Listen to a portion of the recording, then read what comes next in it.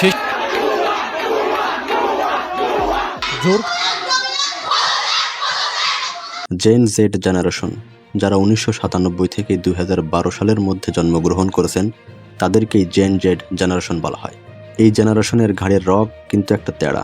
এই পোলাপাইনের সমর্থ কতটুকু তার জলযন্ত্র প্রমাণ কিন্তু 5ই আগস্ট তারা নিজেরাই দিয়েছে।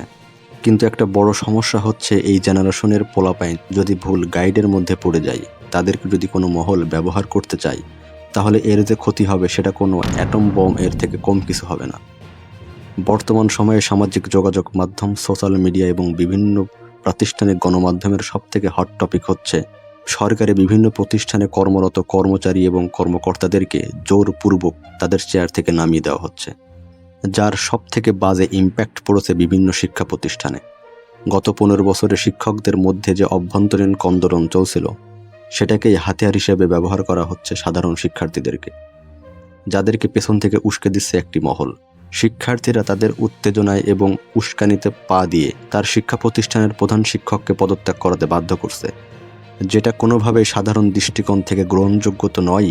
উপরন্তু যে শিক্ষককে আমরা পদত্যাগ করাচ্ছি, আসলে পরবর্তী জীবনটা সে কীভাবে কাটাবে সমাজে মাথা উঁচু করে, সেটাও কিন্তু একটা বড় ভাববার বিষয়, যেগুলো না ভেবে আমরা এই কাজগুলো করে ফেলছি।